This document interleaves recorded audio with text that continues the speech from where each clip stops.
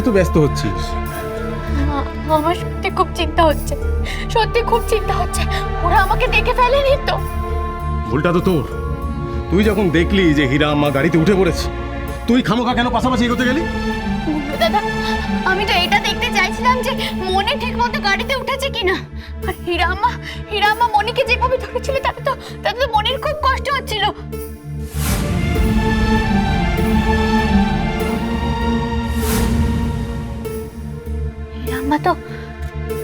হীরা আম্মা তো আমাকে ইশারা করছিল। সেটা মামা দেখে ফেলেনি তো? আর মামা যদি একবার মনে করে যে আমার সঙ্গে হীরা আম্মার কোনোভাবে যোগাযোগ আছে, তাহলে তো হীরা আম্মা বাড়িতে থাকতে দেবে না। ফোনটা এখনো সুইচ অফ। আবার বাড়াবাড়ি আরম্ভ করলি তুই। আরে বাবা, হীরা আম্মা ওই বাড়িতে যাবে, সময় সুযোগ বুঝে তারপর তো মোবাইলটা খুলবে নাকি? হ্যাঁ, কতক্ষণ লাগে মন্দির থেকে ওই বাড়িতে যেতে? কতক্ষণ লাগে বলো? 15 মিনিট তো। 15 মিনিট তো কি মুশকিল? 15 মিনিটে শুধু পৌঁছলেই হলো। ও বাড়িতে হীরা আম্মা পৌঁছিয়ে যাতে ওই বাড়ির লোকজন হীরা আম্মাকে রাখে, সেই ব্যবস্থা তো হীরা আম্মাকেই করতে হবে না? আমি তো সেইটাই বলতে চাইছি গুল্লু দাদা। আদেও ওরা হীরা আম্মাকে ওই বাড়িতে রেখেছে তো? ঝিলিক, তোকে আমি একটা কথা বলি, তুই হীরা আম্মার উপর ভরসা রাখিস তো? দেখিস হীরা আম্মা ঠিক ওই বাড়িতেই থেকে যাবে। যেতেই হবে গুল্লু দাদা। হীরা আম্মাকে ওই বাড়িতেই থেকে যেতে হবে।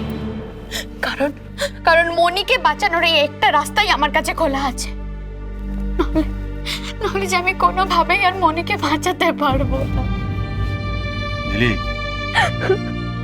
দেখ, তোর হীরা আম্মার উপরে ভরসা না থাকতে পারে, বিশ্বাস না থাকতে পারে, ভগবানের উপর তো আছে। দেখবি এবার সব ঠিক হয়ে যাবে।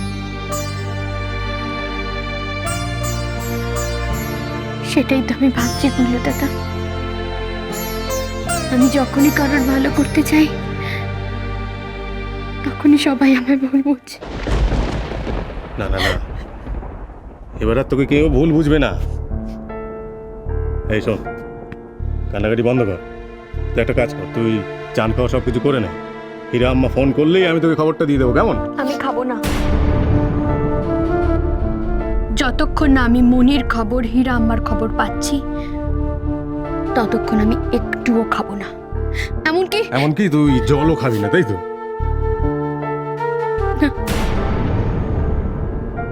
না।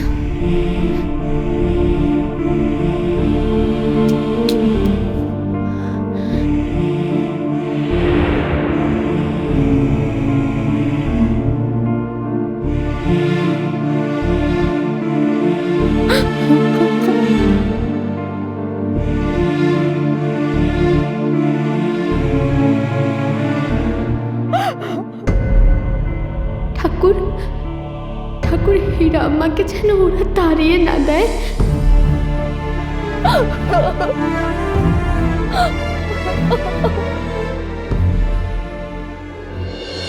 না, আপনি যাবেন না।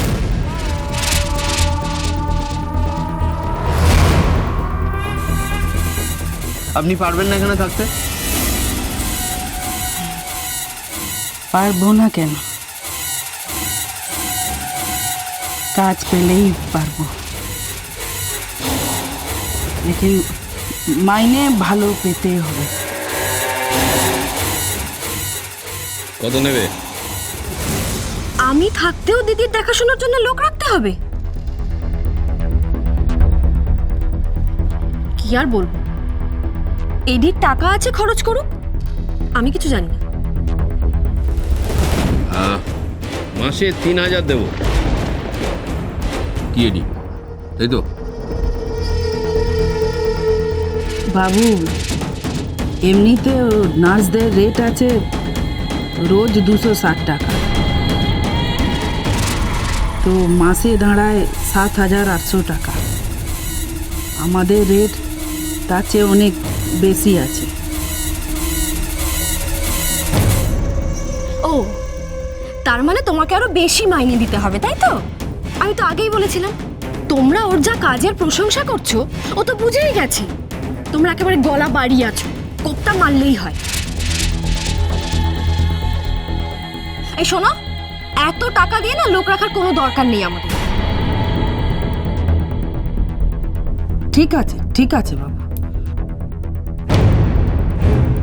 টাকা বেশি চাইছি মনে হলে অন্য লোক নিয়ে নিন, আমি চলে যাচ্ছি। আজকের টাকাটা দিয়ে দিন 400 টাকা, ব্যাস।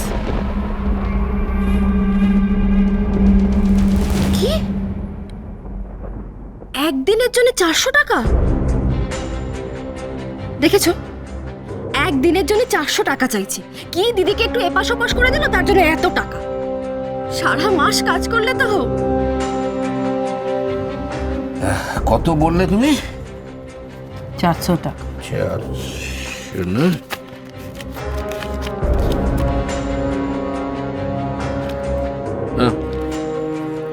দেখো ওই সারা মাসের কাজ তো, একটু ভেবেচিন্তে দেখো।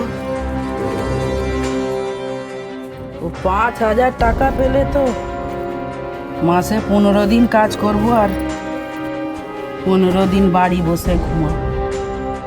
এখানে থাকলে রোজ কাজ করতে হয়,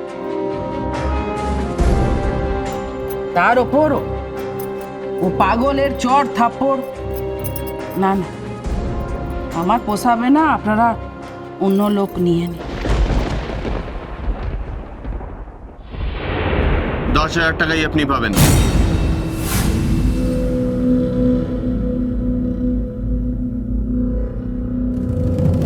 থেকে যান আপনি এখানে।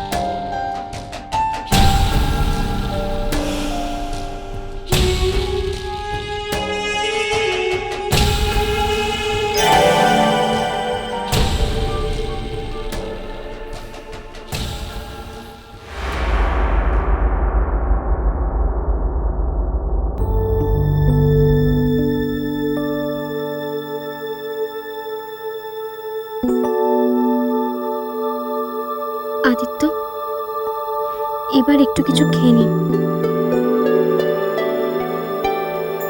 এরকম ভেঙে পড়লে তো চলবে না। মাসিমা অসুস্থ, মাসিমার চিকিৎসা করাতে হবে, আর চিকিৎসা করালেই মাসিমা ঠিক হয়ে যাবে। আপনি না খেলে কি সমস্যার সমাধান হবে বলুন? আমি মাকে নিয়ে খুব টেনশনে আছি জানেন। আমরা সারাদিন এত বিজি থাকি, এর মধ্যে যদি মা আবার নিজের কোনো ক্ষতি করে বসে। মা, না না, এসব আপনি কি ভাবছেন? মাসিমা কিচ্ছু করবেন না। আমার কি মনে হয় জানেন, ঝিলিক মাসিমার মনে নিজের লোকদের প্রতি এমন ঘেন্না ঢুকিয়ে দিয়েছে যে মাসিমা ঝিলিক ছাড়া কাউকে বিশ্বাস করতে পারছেন না। তাহলে আমি কি করবো বলুন তো? আমি মাকে কি করে বোঝাবো যে ঝিলিক যেরকম মায়ের ক্ষতি করেছে সেরকম যাতে আর কেউ ক্ষতি না করতে পারে, সেরকম ব্যবস্থাই আমি করতে চাই। তোমায় ছাড়া ঘুম আসে